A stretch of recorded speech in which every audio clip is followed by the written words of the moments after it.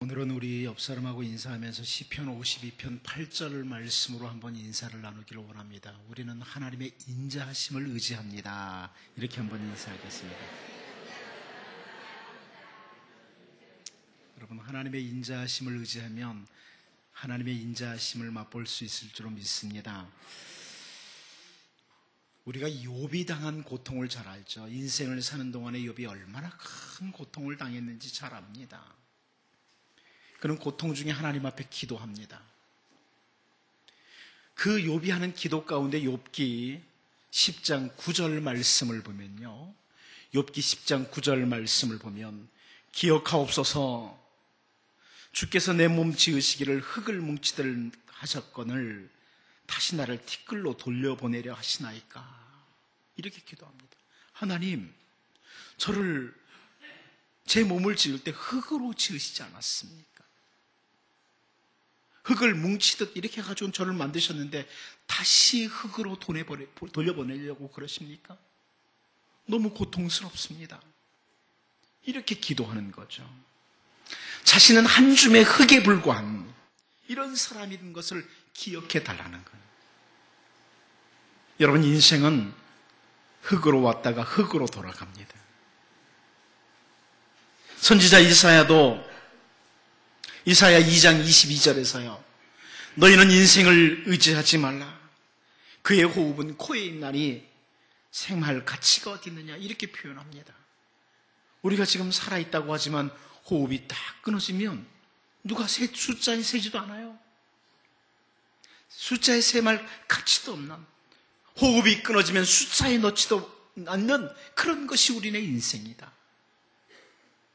다윗도 시편 39편 5절에서 주께서 나의 날을 한 뼘 길이만큼 되게 하심에 나의 일생이 주 앞에는 없는 것 같사오니 사람은 그가 든든히 서 있는 때에도 진실로 모두가 허사뿐이니이다. 이렇게 고백을 합니다. 내 인생이 아무리 길어도 한 뼘 길이밖에 안 됩니다. 그러다 보니 주님 앞에서는 내 일생 자체가 없는 것과 같다.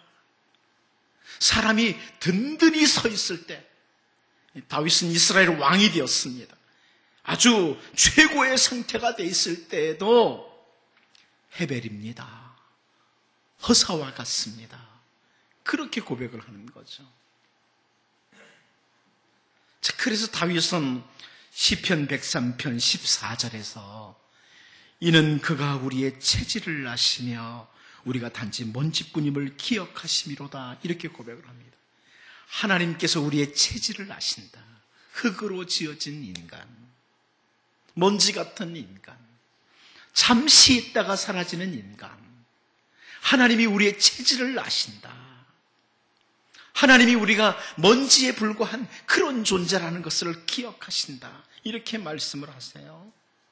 우리의 체질을 아시는 하나님이시기 때문에 먼지에 불과한 한 줌의 흙에 불과한 존재인 것을 아시기 때문에 시편 103편 17절 18절 말씀을 보면 여호와의 인자하심은 그럽니다. 여러분, 우리의 체질이 한 줌의 흙이에요. 그래서 필요한 게 뭐냐? 뭐가 필요하냐? 하나님의 인자하심이 필요하다는 거예요. 하나님의 헤세드가 필요하다. 인자하심, 이게 필요하다. 자기를 경외하는 자에게 영원부터 영원까지 이르며 그의 의는 자손의 자손에게 이르리니 곧 그의 언약을 지키고 그의 법도를 기억하여 행하는 자에게로다. 이렇게 말씀합니다. 하나님의 인자하심, 하나님의 헤세드, 하나님의 언약적 사랑, 이것이 언약을 지키는 자들에게 영원부터 영원까지 이른다. 제가 오늘 본문 말씀을 살피면서 말씀의 제목을 20편 103편에 좀 근거해서 우리의 체질을 아시는 하나님의 헤세드라 좀 길게 잡았습니다. 우리의 체질을 아시는 하나님의 헤세드, 언약적 사랑, 인자하심, 이렇게 번역할 수 있어요. 예루살렘에 여호와를 위해서 집을 건축하는 솔로몬에게 하시는 하나님의 말씀, 이게 오늘 본문이에요. 여러분, 이 말씀을 살피면서 하나님을 더 깊이 알고 또 자기 자신도 정확히 알므로 하나님의 헤세드, 하나님의 헤세드를 기대하고 또 기도하는 이런 은혜의 자리에 우리 모두가 설 수 있기를 원합니다. 첫 번째로 그러면 이 하나님, 우리의 체질을 아시는 하나님의 헤세드는 어떻게 임하느냐? 첫 번째는 적절한 시기에 격려로 임한다. 적절한 시기에 격려로 임한다. 이것을 오늘 본문에서 볼 수 있어요. 여러분, 오늘 본문 11절 말씀 같이 한번 읽어볼까요? 다시 읽어봅니다. 시작. 여호와의 말씀이 솔로몬에게 임하여 이르시되. 평범한 말씀인 것 같죠? 그런데 여러분, 우리가 지난주에 살펴봤던 앞부분과 다음에 살펴볼 말씀하고 딱 중간에 이 말씀이 등장을 해요. 지난주에 우리는 예루살렘의 여호와를 위해서 집을 건축하는 일의 외부 공사, 우리가 알고 있는 성전의 외부 공사가 마쳤다는 것을 알고 있습니다. 앞부분에서는 외부 공사가 다 끝났어요. 집을 지으면 외부 공사를 먼저 해야 되잖아요. 외부 공사가 끝났어요. 그리고 이제 내부 공사가 남은 거예요. 근데 그 중간에, 외부 공사와 내부 공사 중간에 예루살렘의 여호와를 위해서 집을 건축하는 일이 한참 진행 중인 그 중간에 하나님께서 여호와의 말씀이 솔로몬에게 임하여 이르시되, 이렇게 되는 거예요. 하나님의 위로와 격려의 말씀이에요.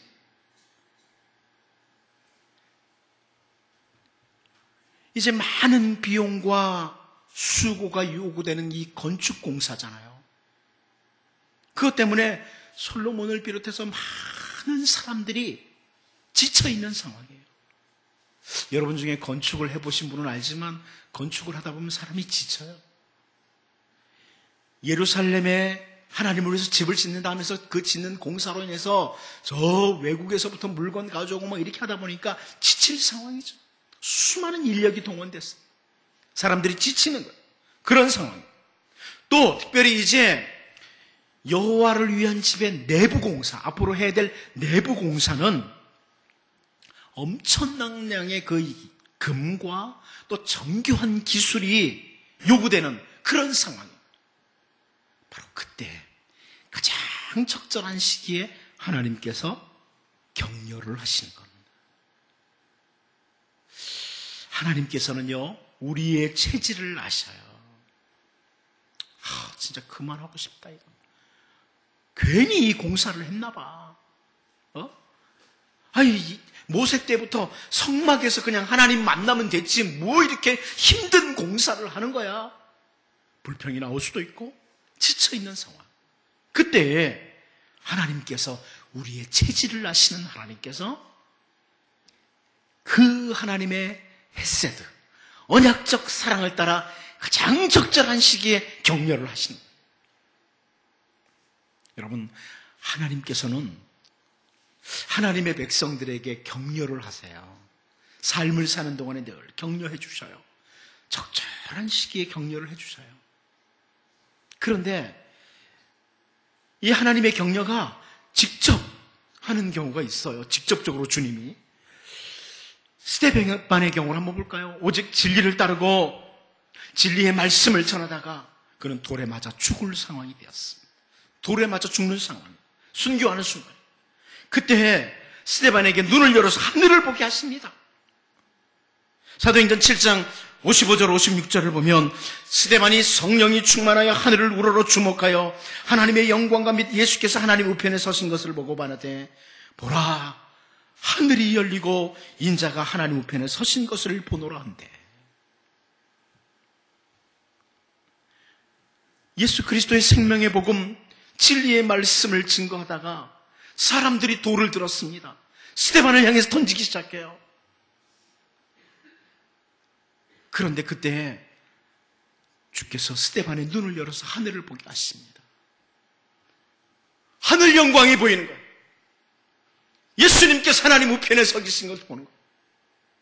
그래서 기쁨으로 천사와 같은 얼굴로 순교를 하는 겁니다. 직접적인 격려죠. 바울에게는 사도행전 23장 11절을 보면 그날 밤에 주께서 바울 곁에 서서 이르시되 담대하라. 네가 예루살렘에서 나의 예를 증언하는 것 같이 로마에서도 증언하여야 하리라 하시니라. 그날 밤에 주님의 생명의 복음을 전하다가 사내들인 공회에 끌려가고 이 사람 저 사람들에게 하루 종일 시달리고 지치고 고통스러웠던 그날 밤에 하나님, 내가 주의 일을 하는데 왜 이렇게 힘이 듭니까? 그날 밤에 주님이 바울 곁에 나타나셔서 담대해라. 네가 예루살렘에서 내 일을 증언했던 것처럼 너 로마에 가서도 할 거다. 격려하시는 겁니다. 인생을 살다 보면 혹은 나에게 주어진 사명을 수행하다 보면 정말 주저앉고 싶을 때가 있습니다. 진짜 이렇게 살아야 되나? 너무 사는 게 고통스럽다. 왜 나는 이렇게 힘이 들까? 사는 게. 내가 주님 나라를 위해서 수고하는데 왜 이렇게 사명을 수행하는 게 어려울까? 바로 그런 때였습니다. 바울에게 마침 그런 때였어요. 그런데 바로 그 적절한 시기에 우리의 체질을 아시는 하나님께서 헤세드의 사랑으로 격려해 주시되 곁에 서서 격려해 주셔요. 여러분, 힘들고 어려울 때 주를 바라보시길 바랍니다. 주님이 사실 나를 격려하고 계세요. 야, 너 내가 너를 바라볼 때 할 수 있다고 믿어. 힘내라. 주님이 사실 그러세요. 스데반이나 바울처럼 직접 주님이 격려하시는 경우도 있지만 오늘 본문을 보면 여호와의 말씀이 솔로몬에게 임했다. 이것은 대부분의 학자들이 바라볼 때 선지자를 통해서 주셨다. 그렇다면 오늘도 마찬가지예요. 하나님의 말씀을 통해서, 선포되는 말씀을 통해서, 혹은 때로는 여러분이 말씀을 읽을 때 그때 하나님께서는 말씀을 통해 격려하셔요. 그것뿐만이 아니죠. 때로는 사람들을 통해서 혹은 공동체를 통해서 주님은 우리를 격려하시는 하나님이세요. 사도 바울이 빌레몬서 1장 7절에서 그런 표현을 했습니다. 형제여, 성도들의 마음이 너로 말미암아 평안을 얻었으니 내가 너의 사랑으로 많은 기쁨과 위로를 받았노라. 빌레몬 때문에 성도들이 또 바울이 위로를 받았다. 사실 바울 사도는 복음을 전하다가 지금 감옥에 있는 상황에 빌레몬서는요, 그 감옥 속에서 빌레몬의 사랑 때문에 많은 기쁨과 위로를 받았다. 하나님께서는 빌레몬을 통해서 바울 사도를 격려하시는 거예요. 특별히 여러분 고린도후서 7장 6절 7절 말씀을 보면요, 잘 보십시오. 그러나 낙심한 자들을 위로하시는 하나님이 디도가 오므로 우리를 위로하셨으니 그가 온 것뿐 아니요 오직 그가 너희에게 받은 그 위로로 위로하고 너희의 사모함과 애통함과 나를 위하여 열심히 있는 것을 우리에게 보고함으로 나를 더욱 기쁘게 하였느니라. 이 두 절 속에 이 위로라는 말, 기쁨을 준다, 격려를 준다는 이 의미가 담뿍 담겨져 있어. 먼저 바울 사도는 6절에서 뭘 말씀하냐면 낙심한 자들을 위로하시는 하나님, 낙심한 자들을 위로하시는 하나님. 살다가 낙심되십니까? 하나님의 위로를 찾아볼 수 있기를 바랍니다. 눈을 들어서 위를 보세요. 위로하시고 계세요. 뿐만 아니라 디도가 옴으로 위로를 받았다 그럽니다. 디도가 옴으로 우리를 위로했다. 또 디도도 고린도 교회 성도들로 인해서 위로를 받았다. 바울도 그것 때문에 위로를 받았다. 쫙 위로를 받았다는 표현. 자, 이렇게 여러분, 우리 하나님께서는 때로는 직접적으로 혹은 사람을 통해서, 말씀을 통해서, 공동체를 통해서 다양하게 위로하시고 격려하시는 하나님이세요. 우리가 조금만 눈을 떠서 바라보면 하나님은 직접 우리를 위로하시기도 하시고, 때로는 어린아이의 입술을 통해서 나를 위로하시기도 하시고, 공동체를 통해서, 말씀을 통해서 다양하게 위로하고 계세요. 주저앉아 있을 이유가 없습니다. 하나님의 위로가 있고 하나님의 격려가 있는데, 오늘 여호와의 집을 건축한다, 하나님을 위해서 집을 건축한다, 그러면서 충분히 힘든 상황에 있는 솔로몬과 이스라엘 백성들에게 우리의 체질을 아시는 하나님께서 그 헷세드의 사랑으로 격려하십니다. 격려하십니다.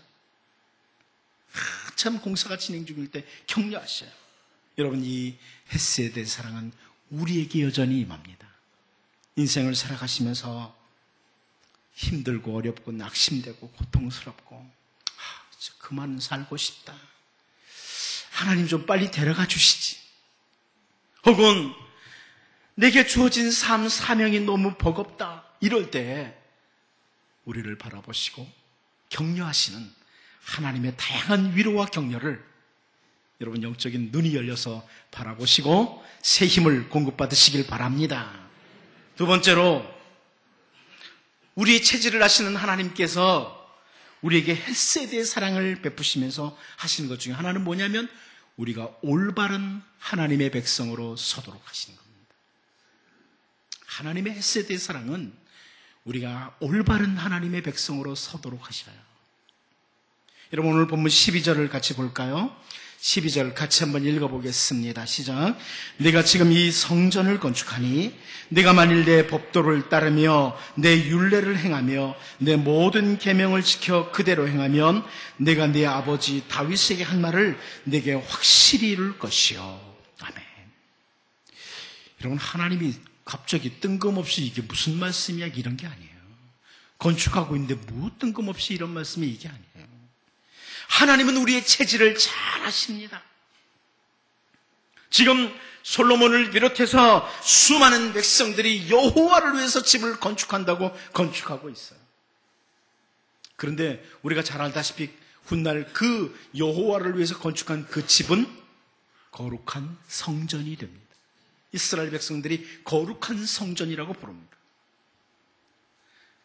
자기들의 수고와 노력으로 하나님을 위해서 집을, 거룩한 성전을 건축하고 나서 솔로몬을 비롯해서 이스라엘 백성들은 자기도 모르는 사이에 교만에 빠질 수가 있는 거예요. 이래봬도 내가 저 하나님을 위한 성전 건축에 동참한 사람이야, 이러면서 교만에 빠질 수 있어요. 솔로몬도 마찬가지 아니겠어요? 우리 아버지 다윗에게도 허락하지 아니한 성전 건축을 하나님이 나에게 맡기셨다, 나는 이 정도 실력을 갖춘 왕이야, 이렇게 자만에 빠질 수가 있습니다. 우리 인간의 체질을 아시는 하나님, 아주 조그만 것만 뭐 하나만 해놔도 우리는 쉽게 교만에 빠지잖아요. 우리의 체질을 아시는 하나님, 여러분들은 안 그런지 모르겠지만 표정들이, 저는 뭐 조금만 뭐 해놓으면은 내가 참 대단하긴 하다 스스로 그래요. 자만에 빠져요. 이거 깨트리지 않으면 굉장히 높아져 있어요. 제가. 하나님은 우리의 체질을 아세요. 그래서 하나님의 택한 백성을 헷세드의 사랑으로 만지시는 거예요. 잠언 11장 2절 말씀을 보면 교만이 오면 욕도 오거니와 겸손한 자에게는 지혜가 있느니라. 하나님 아시는 거예요. 솔로몬과 이스라엘 백성들이 여호와를 위해서 성전을 건축한다고 뭔가 해놓고 난 뒤에 교만해지면 그 뒤에 욕이 따라오는 거예요. 그걸 아시는 거예요. 여러분도 잘 아는 말씀 있죠? 잠언 16장 18절. 교만은 패망의 선봉이요 거만한 마음은 넘어짐의 앞잡이니라. 거만해지면 패망이 오기 때문에, 결국 헷세드가 풍성하신 하나님은 우리의 체질을 아시고 솔로몬의 체질을 아시고 이스라엘 백성들의 체질을 아시고 여호와를 위해서 집을 건축하고 나서 교만해질 수 있으니까, 그래서 욕을 받는 패망의 길로 갈 수 있기 때문에 지금 말씀을 주시는 거예요. 이 말씀을 주시는 거예요. 특별히 여러분, 오늘 본문을 이 본문 12절을 공동번역으로 보면요, 이렇게 돼 있어요. 공동번역에 보면 네가 짓는 이 집 말인데 이렇게 돼 있어요. 내가 짓는 이 집 말인데 이렇게 되면서 설명이 나와요. 무슨 말이냐면 이 집을 건축한다고 내가 이방인들의 신들처럼 내가 기뻐하는 것이 아니다. 네가 말씀을 따라 올바로 살아야 내 아버지 다윗과 맺은 약속을 내가 다 이행할 것이다. 이런 말씀이에요. 네가 이 집 짓는다고 하는데 네가 짓는 이 집 말인데 이 집 졌다고 내가 기뻐할 것 같냐? 이방인의 신들처럼 기뻐할 것 같냐? 아니다. 네가 말씀대로 살아야 된다. 하나님은 솔로몬에게요, 네가 이렇게 나를 위해서 집을 짓느라고 고생을 참 많이 하는구나. 고맙다. 내가 너에게 풍부한 복을 주겠다. 이러시는 게 아니에요. 지금 집을 한참 건축하고 있는데요, 네가 나를 위해서 집을 짓고 있는데 이 집을 짓는 것이 정말 진정한 복이 되기 원한다면 말씀을 따라 살아라. 이렇게 하시는 거예요. 솔로몬을 비롯해서 우리의 체질을 아시는 하나님이시기 때문에. 남들보다 더 많이 기도했다고, 남들보다 더 많이 봉사했다고, 남들보다 더 많이 물질을 드렸다고 우리는 교만해질 수 있어요. 그런데 그 모든 수고가 복이 되는 길은 우리가 말씀을 따라 하나님의 백성답게 사는 길이라는 거예요. 여러분, 큰 재벌이 내가 하나님께 좀 복을 받고 싶다 그래가지고 우리 교회당에다 뭐 몇십억, 뭐 얼마인지 모르겠지만 큰 헌금을 했다고 칩시다. 그리고 지멋대로 살아요? 하나님이 복 줄까요? 절대 안 줘요. 하나님의 복이 임하질 않아요. 그 물질을 드렸으면 그만큼 살아라. 말씀을 따라 살아라. 그러면 그것 드린 것이 복으로 가는 거죠. 여러분, 우리가 수고할 수 있어요. 주님 나라를 위해서 많이 애를 쓸 수 있어요. 그런데 그것과 함께 내 삶이 말씀을 따라 살 때라는 거예요. 이 솔로몬에게 주시는 말씀이에요. 내가 여호와를 위해서 집을 건축했으니까 나는 복 받을 거야. 그게 아니라는 거예요. 여호와를 위해서 집을 건축했어도 삶이 있어야 된다. 그렇지 않으면 그것 때문에 너는 교만해서 끝난다. 우리의 체질을 아시는 하나님의 헤세드 사랑이에요. 우리는 바울 사도가 자기 육체와 관련해서 했던 유명한 말씀을 기억합니다. 고린도후서 12장 7절이죠. 고린도후서 12장 7절 말씀을 보면 여러 계시를 받은 것이 지극히 크므로 너무 자만하지 않게 하시려고 내 육체의 가시 곧 사탄의 사자를 주셨으니 이는 나를 쳐서 너무 자만하지 않게 하려 하심이라. 바울의 몸에 육체의 가시 사탄의 사자를 주셨다고 합니다. 그런데 그 이유가 뭐냐? 여러 계시를 받은 것, 바울이 많은 계시를 받은 것이 지극히 크기 때문에 자만하지 않게 하려. 바울이 설명해요. 이는 나를 쳐서 너무 자만하지 않게 하려 하심이라. 무슨 말씀이에요? 우리의 체질을 아시는 하나님이라는 거예요. 바울 같은 사람도 자만에 빠질 수 있다는 거예요. 바울 같은 신앙의 위인이 교만에 빠질 수 있다는 거예요. 하나님께 받은 것 때문에. 결국 이 말씀들이 무슨 말씀이에요? 때로는 하나님께서 우리에게 아픔을 주십니다. 이유가 뭐예요? 체질을 아시기 때문이에요. 우리를 아시는 거예요. 나보다 나를 더 잘 아세요. 그 아픔을 통해서 하나님의 더 큰 복을 받기를 원하는 거예요. 하나님의 헤세드 사랑이에요. 우리의 체질을 아셔서. 그래서 시편 기자는 시편 94편 12절에서 여호와여 주로부터 징벌을 받으며 주의 법으로 교훈하심을 받는 자가 복이 있나니 이렇게 표현을 합니다. 솔로몬과 또 여호와를 위해서 집을 짓는 모든 사람들, 그들의 수고와 애씀으로 인해서 교만에 빠질 수 있는 그 상황에서 주님의 법도와 율례, 모든 계명을 지키는 것의 중요성을 강조하시는 하나님의 말씀이 이렇게 임하는 것은 인간의 체질을 아시는 거예요. 내 체질을 아시는 하나님, 하나님의 헤세드 사랑, 변함없는 헤세드 사랑 때문이라는 거예요. 그래서 여러분, 오늘 우리가 하나님의 자녀인데요, 때로는 기쁨을 주시고, 때로는 아픔도 주시고, 때로는 슬픔도 주시고, 때로는 어려운 일도 주셔요. 그러나 그 모든 것들이 바로 하나님의 헤세드 사랑 때문이라. 오늘 내가 이런 상황에 있는 것이 하나님의 헤세드 사랑이다. 이걸 기억하면 감사하고, 오늘 내게 주어진 상황, 이것을 복의 길로 바꾼다, 하나님의 복된 길로 바꾼다, 이렇게 되는 거죠. 여러분, 이렇게 주어진 모든 것이 하나님의 헤세드로 인한 것이다, 놓치지 않고 살아가는 주의 은혜의 백성들 되시기를 바랍니다. 마지막 한 가지 더 봅니다. 하나님의 그 헤세드는 신실하신 헤세드입니다. 신실하신 헤세드입니다. 오늘 보면 13절 같이 한번 볼까요? 13절 같이 한번 보겠습니다. 시작. 내가 또한 이스라엘 자손 가운데 거하며 내 백성 이스라엘을 버리지 아니하리라 하셨더라. 아멘. 우리의 체질을 아시는 하나님은 우리를 향한 그 헤세드, 언약적 사랑을 가지고 사랑을 베푸시는데 신실한 사랑이라는 거예요. 여러분, 하나님의 헤세드가요, 하나님의 언약적 사랑이 시시때때로 변하는 사랑이면 상당히 불안하죠.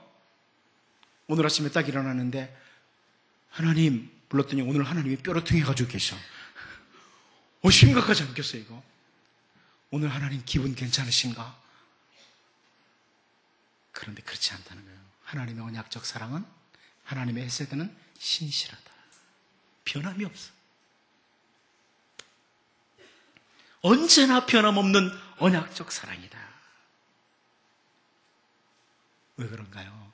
그 하나님의 언약적 사랑은요, 우리 주님 예수 그리스도의 십자가의 보혈로 말미암아 우리에게 주어진 사랑이기 때문이에요.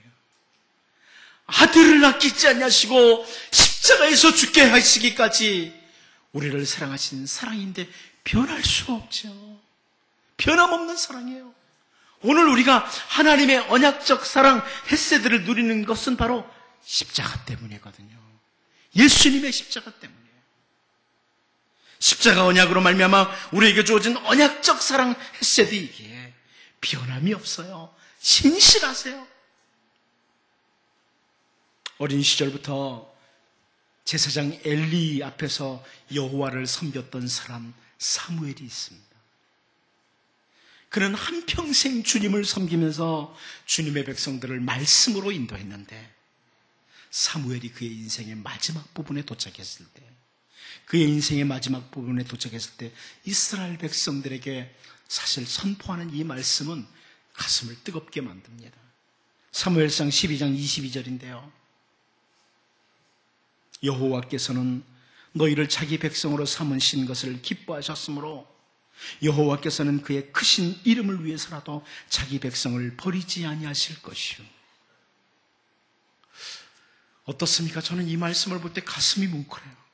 아마 제가 생각할 때 사무엘이 이 말씀 선포할 때 울고 있었을 것 같아요. 이스라엘 백성들이 그렇게 하나님을 배역하고 제멋대로 가는데, 그 인생의 마지막에 사무엘이 그럽니다. 여호와께서는 너희를 자기 백성 삼으신 것을 기뻐하셨으므로 여호와께서 그의 크신 이름을 위해서라도 자기 백성을 버리지 않으신다. 전 사무엘이 이거 울지 않고는 선포할 수가 없었을 것 같아요.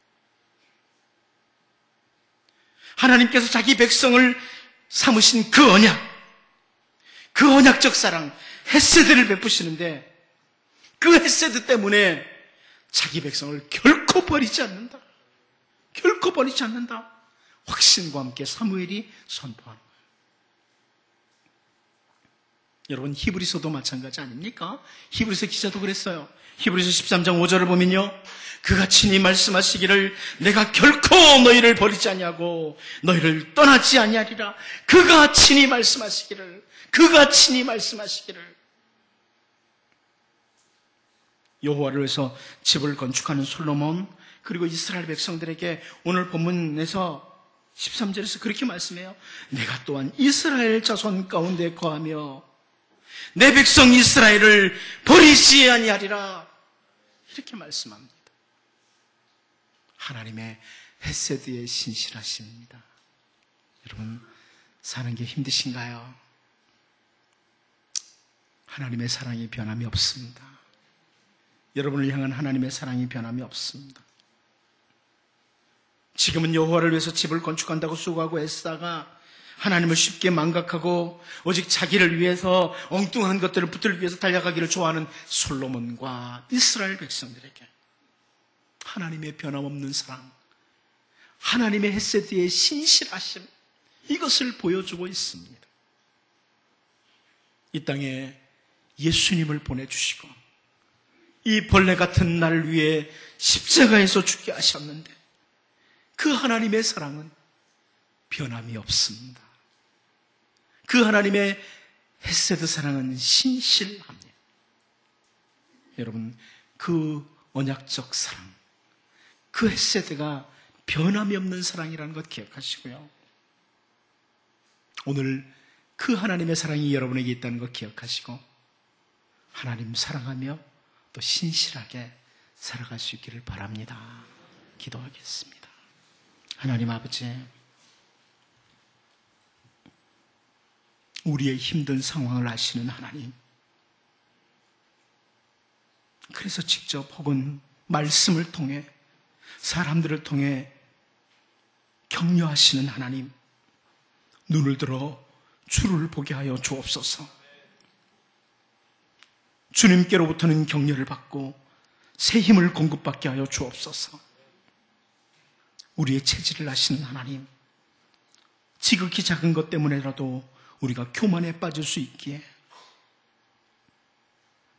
때로는 우리에게 기쁨도 아픔도 슬픔도 모든 것들을 주신다는 것 기억하게 하시고 오늘 이 상황도 나를 사랑하셔서 주신 것 기억하고 이 시간을 잘 활용할 수 있도록 도와주시옵소서.